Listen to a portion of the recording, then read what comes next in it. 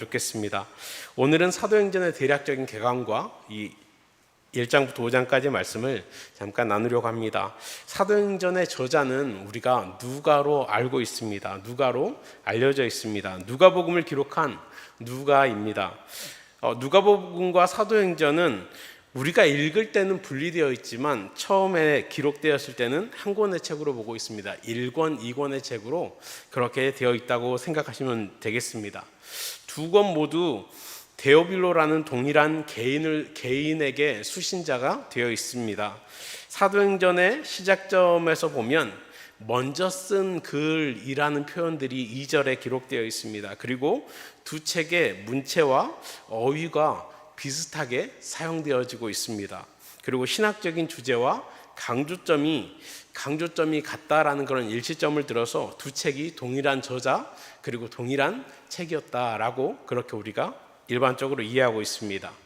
누가의 직업은 의사였습니다. 사도 바울의 전도 조력자였고, 또 바울은 누가를 골로새서 4장 14절에 보니까 사랑을 받는 의사라는 표현을 쓰고 있고요. 또 빌레몬서 1장 24절에 보니까 동역자라고 그렇게 부르고 있습니다. 누가는 이방인이었으며 역사적 자료를 수집하고 정리하는데 능했던 그런 학자적인 성향을 가지고 있었습니다. 그래서 누가복음과 사도행전을 보면 증거들을 자세하게 수집해서 그렇게 기록하였다라고 표현하고 있습니다. 사도행전의 특징들 한번 우리가 잠깐 살펴보겠습니다. 사도행전의 특징들을 보면 초대교회를 다루는 역사서입니다. 첫 번째는 초대교회를 다루는 역사서적인 그런 특징을 가지고 있습니다.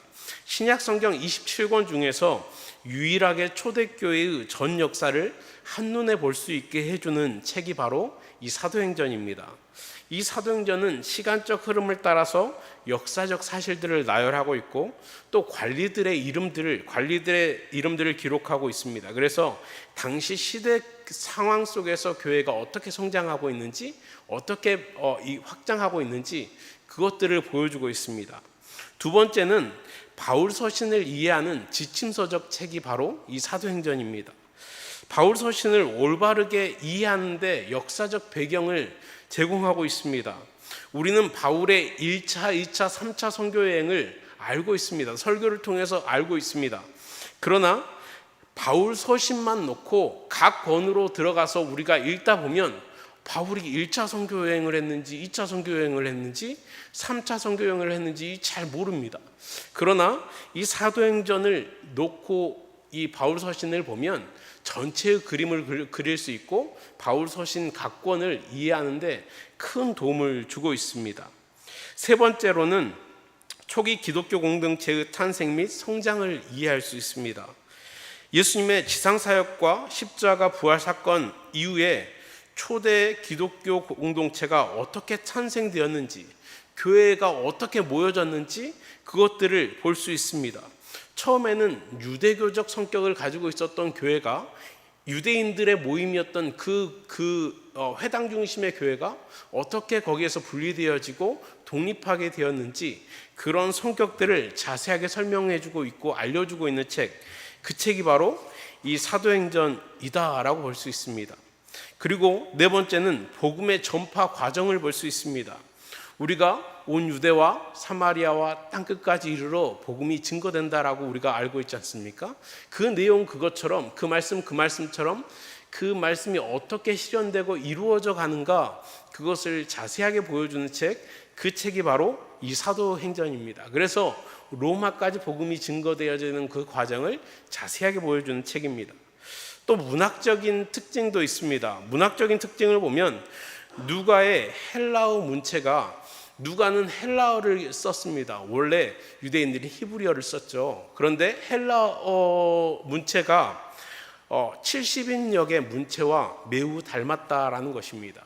70인역은 히브리어 성경이었습니다. 원래는 구약이 히브리어 성경이죠. 히브리어 성경을 헬라어로 바꾸어 놓은 번역한 것이 바로 이 70인역입니다. 그런데 이 70인역을 번역할 때 히브리인들이 다 동참했습니다. 히브리인들이 이 히브리어를 헬라어로 번역했기 때문에 히브리어적인 그런 특징들을 가지고 있습니다. 그런데 이 누가는 이방인이었음에도 불구하고 이 70인역에서 사용하던 이 문체들을 그대로 많이 사용하고 있다는 것입니다. 이유가 있습니다. 왜냐하면 이 누가는 의도적으로 70인역에 사용되던 문체를 사용함을 통해서 구약 속에 하나님께서 일하셨다면 오늘도 동일하게 이 사도행전 시대에도 하나님께서 일하신다, 하나님께서 함께 하신다라는 그것을 보여주고 싶었던 것입니다. 그래서 구약에서 하나님께서 일하셨다면 오늘도 동일하게 이 신약 시대에도 하나님께서 우리 가운데 일하고 계십니다를 이 문체를 통해서 보여주고 싶었던 것입니다. 이제 누가복음의 기록 목적을 한번 좀 생각해 보면 좋겠습니다. 누가복음의 기록 목적은 첫 번째는 누가복음은 사도행전이 예수님을 통해서 선포된 복음이 확증되어지기를 원했습니다. 사복음서에는 예수님께서 하나님 나라가 예수님의 그 복음이 이 땅 가운데 오는 것이었습니다. 하나님 나라가 예수님을 통해서 이 땅 가운데 왔다면 그 복음이 어떻게 이 땅 가운데 열매를 맺는지, 어떻게 하나님 나라가 이 땅 가운데 실현되는지, 또 어떻게 하나님 나라가 이 땅 가운데 증거되어지고 확장되어져 가는지를 설명해주고 보여주고 싶었습니다. 두 번째는 신자와 교회의 믿음의 강화를 위해서 이 사도행전을 기록하고 있습니다. 초대교회는요, 아직 믿음이 든든히 서지 않았습니다. 예수님께서 죽으시고 부활하시고 승천하셨지만 예수님께서 십자가에 달리실 그때 모든 제자들이 다 도망을 가버렸습니다. 그만큼 제자들도 불안정한 시기였고 아직 믿음이 든든히 서지 않는 시기였습니다. 그런 시기에 이 제자들이 든든히 서가는 그 과정들을 통해서 하나님의 나라가 든든히 서가는구나, 그리고 제자들의 믿음이 흔들리지 않고 굳게 세워주는구나, 이것을 보여주고 싶었습니다. 또한 세 번째로 이 사도행전을 기록한 목적은 복음이 유대인뿐 아니라, 복음은 원래 하나님의 백성들은 유대인으로 우리가 지칭하고 구약 성경에서 이해했습니다. 그런데 그 복음이 거기에서 끝난 것이 아니라 이방인에게도 하나님의 복음은 능력이 있고 힘이 있습니다 라는 것을 알려주고 싶었습니다. 왜냐하면 처음에는 유대교적 성격을 띤 그런 그리스도인들이 많았습니다. 그런데 시간이 지나고 바울을 통해서 복음이 이방인에게 증거되면서 이제 교회가 이방인 중심의 교회가 세워지게 된 겁니다. 그렇다면 이 복음이 유대인에게만 복음이 아니라 이방인에게도 예수 그리스도가 복음이구나 라는 것을 설명할 필요가 있었습니다. 그래서 이 사도행전을 통해서 이방인에게 복음이 흘러가는 그 과정들, 그리고 이방인에게도 하나님 예수 그리스도가 복음이구나, 이것을 설명해 주는 책이다라는 것입니다. 이것을 위해서 사도행전을 기록하고 있습니다. 사도행전의 메시지는요, 크게 두 가지입니다. 첫 번째는 하나님의 역사입니다. 구약 성경에 나타난 하나님의 뜻과 계획은 이제 마지막 때 예수 그리스도를 통해서 나타났습니다. 그리고 완성되었죠. 실현되었습니다. 그러면 이제 예수님께서 죽으시고 부활하시고 승천하셨으면 이제 하나님의 계획과 하나님의 뜻은 성취되었던 것입니다. 그럼 거기에서 하나님의 나라가 끝나는가? 그것이 아니라 이제 성령 하나님께서 이 땅 가운데 오셔서 제자들과 함께, 또 하나님 믿는 백성들과 함께, 예수 그리스도를 믿는 교회와 함께 하나님의 역사를 계속 써가신다라고 하는 그 연속성 가운데 있다라는 그 메시지를 들려주고 싶은 겁니다. 그래서 이 사도행전에는 수많은 제자들의 설교들이 계속 등장하고 있습니다. 설교들을 통해서 무엇을 말씀하고 있냐면, 하나님께서 구약에서 하나님께서 일하셨다면 오늘 우리의 현장 속에서도 하나님은 일하십니다. 이 메시지를 계속 들려주고 있습니다. 두 번째는요, 복음의 확장성입니다. 사도행전은 복음의 많은 저항의 모습을 보여주고 있습니다. 산해드린 공유에 예수님께서 가서 이렇게 핍박당하시고 고초를 당하시고 죽으시죠. 그리고 초대교회에 수많은 핍박들이 있습니다. 그리고 스데반 집사님을 죽이고 수많은 그런 제자들을 죽이고 하는 그런 핍박들의 모습을 보여줍니다. 사도 바울도 수많은 고초를 당하는 그런 모습을 보여주고 있습니다. 그러나 그 복음, 그렇게 고난을 당할 때마다 복음은 더 확장되고 더 확장되고 더 확장되는 모습을 우리에게 들려주고 있습니다. 사도행전 14장 22절의 말씀은 이렇게 되어 있습니다. 우리가 하나님 나라에 들어가려면 많은 환난을 겪어야 할 것이다, 이렇게 말씀하고 있습니다.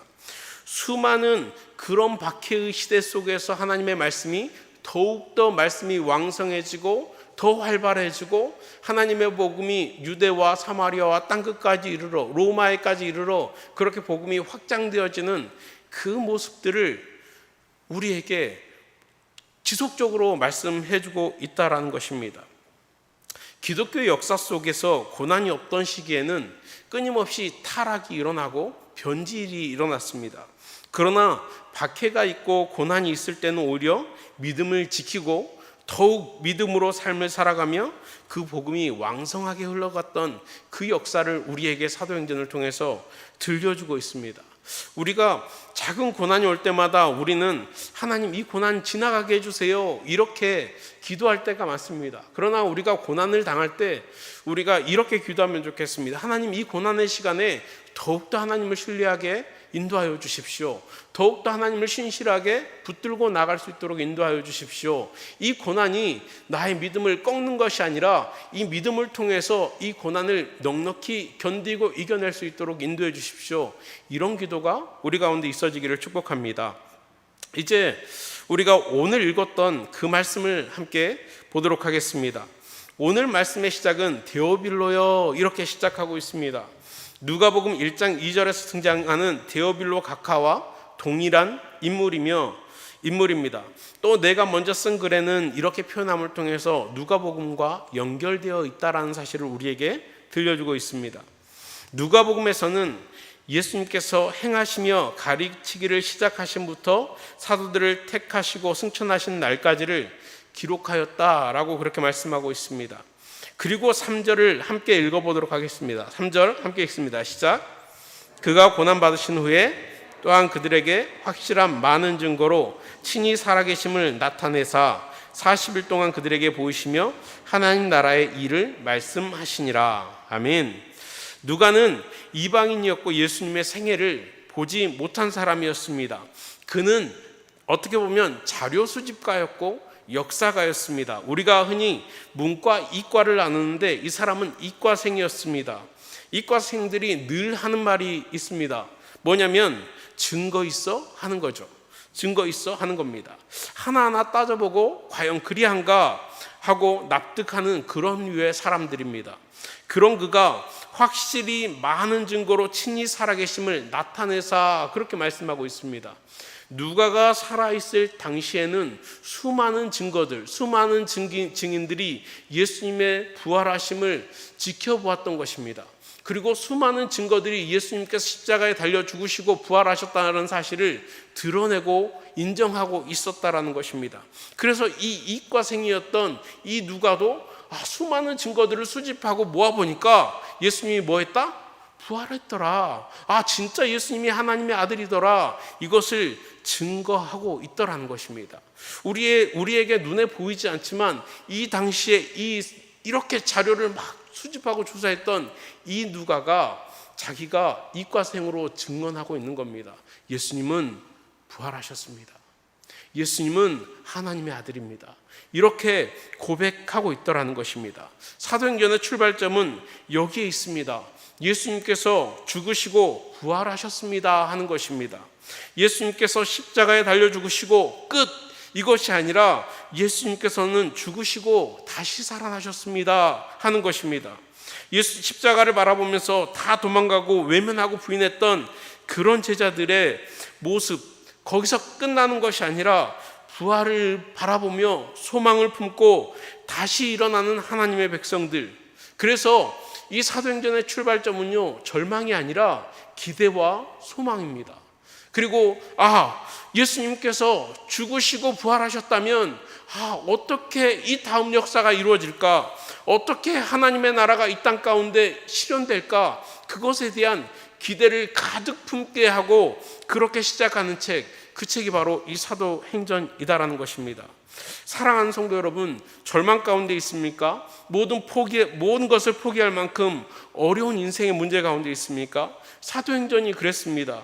예수님께서 십자가에 달려 죽으시고 모든 것을 다 잃어버린 것 같았습니다.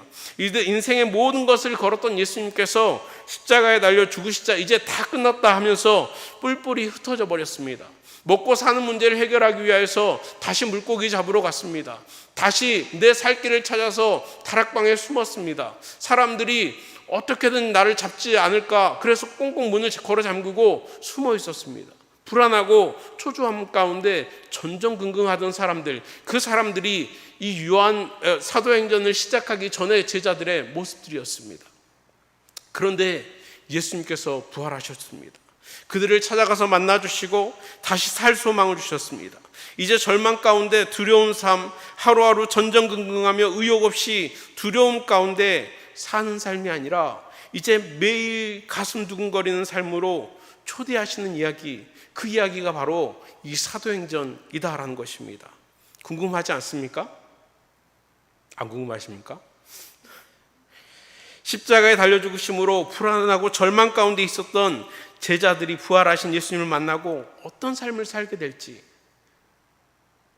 다시 먹을 것을 잡기 위해서 물고기 잡으러 갔던 그 베드로가 어떻게 변할지 궁금하지 않으십니까?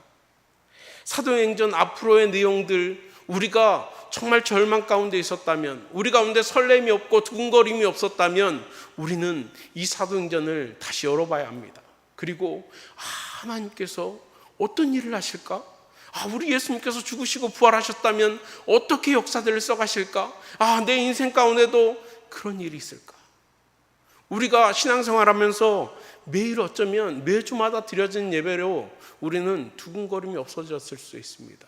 설렘이 없어졌을 수 있습니다. 하나님께서 내 인생 가운데 어떤 일을 하시지? 이런 기대감들이 다 사라져버렸을 수 있습니다. 그렇다면 우리는 다시 이 사도행전을 열어서 하나님께서 어떻게 일하시는지 내가 좀 봐야겠다. 그리고 읽어가야 합니다. 그래서 이 사도행전을 읽으면서 우리가 다시 한번 가슴 뛰는 인생으로 나아갈 수 있기를 축복합니다. 우리는 이 땅에서 매일매일 죽음을 봅니다. 그리고 매일매일 죽음을 향해서 걸어갑니다. 매일 절망을 경험하고요, 두려움 가운데 불안하고 초조함 가운데 살아갑니다. 그러나 예수님을 만나면 불안과 초조, 두려움이 아니라 기대와 설렘으로 다 바뀌었습니다. 제자들이 그렇게 나갔습니다. 그렇게 두렵고 불안하고 초조하던 인생들이 다 뛰쳐나가서 이제 담대하게 예수 그리스도의 복음을 증거하는 것을 우리에게 보여주고 있습니다. 사도행전의 그 제자들처럼 우리가 매일 두근거리고 매일 설레이고 매일 가슴 뛴다면 얼마나 좋을까요?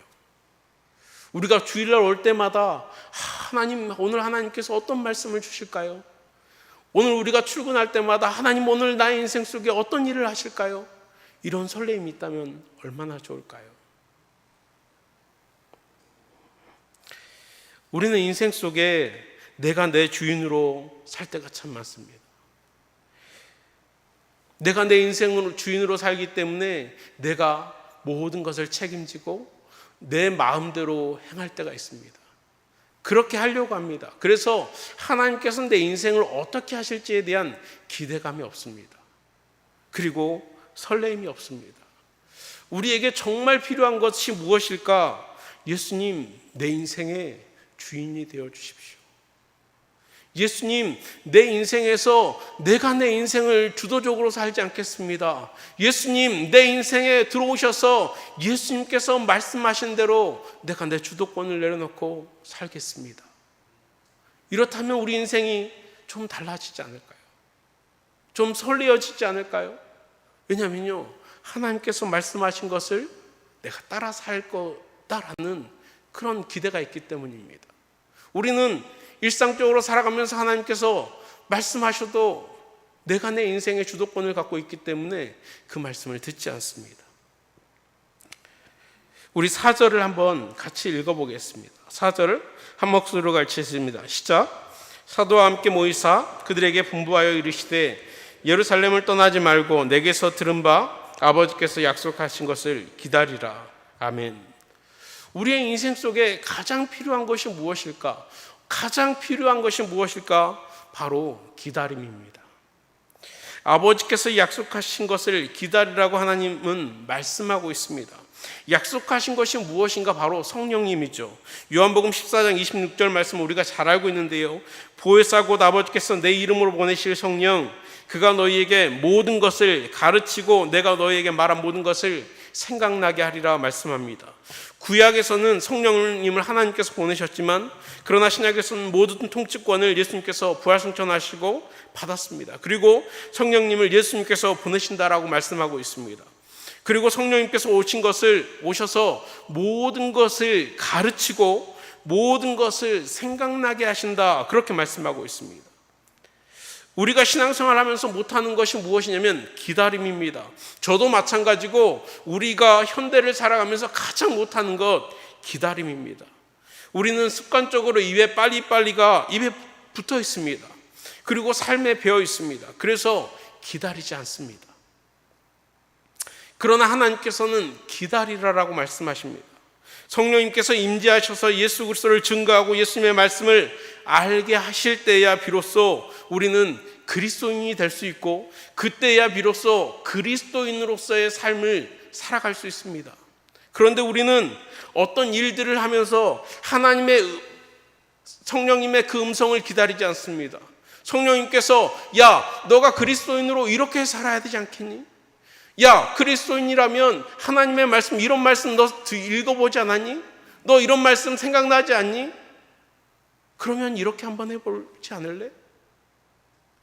성령님께서 말씀하시려고 하는데 우리는 기다리지 않습니다. 이 기다림은 나에게 속한 것이 아니라 하나님께 속하였음을 고백하는 행위입니다.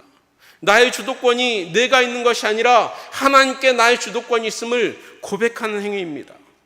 내 마음대로 내 인생을 주도할 수 없습니다. 내 마음대로 행할 수 없습니다 하고 주도권을 하나님께 맡겨드리는 행위입니다. 하나님의 은혜를 구하고 하나님의 도움심을 구하는 겸손한 행위입니다. 겸손히 하나님의 도우심을 구할 때 성령 하나님께서는 우리와 함께 하시는 줄 믿습니다. 우리 인생 가운데 오셔서 우리의 인생을 책임지시고 우리를 하나님의 백성의 길로 인도하시는 줄 믿습니다. 누가복음 11장 13절에는 이렇게 말씀합니다. 너희가 악할지라도 좋은 것을 자식에게 줄 줄 알거든 하물며 너희 하늘아버지께서 구한 자에게 성령을 주시지 않겠느냐. 우리가 기다리며 하나님 저의 인생 가운데 말씀하여 주십시오. 성령 하나님 저의 인생 가운데 어떻게 해야 할지 알게 하여 주십시오. 이렇게 우리가 잠잠히 구할 때 하나님께서는 마땅히 주시겠다라고 말씀합니다. 악한 자도 그 자식에게 좋은 것을 준다라고 말씀하면서 하물며 너희 하늘아버지께서 너희에게 성령을 주시지 않겠느냐. 우리로 하여금 하나님의 백성으로 살게 하시겠다라는 것입니다. 우리로 하여금 예수 그리스도의 말씀을 생각하며 그 말씀을 따라 살아갈 수 있도록 하겠다라고 우리에게 약속하시는 것입니다.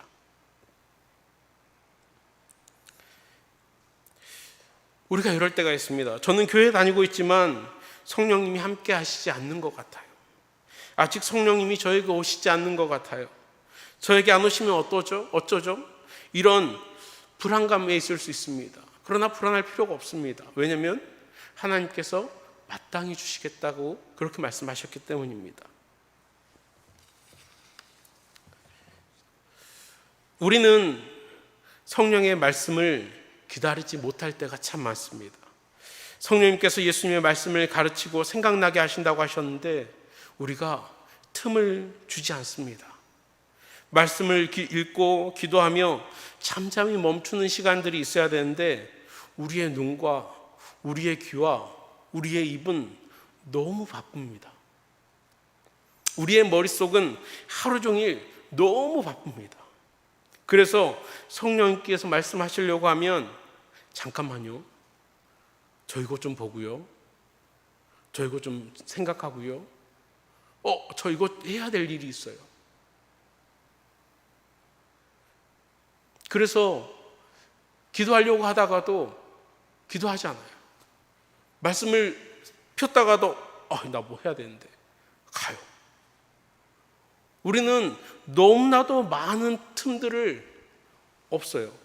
눈과 귀와 입이, 머릿속이 너무 바빠요.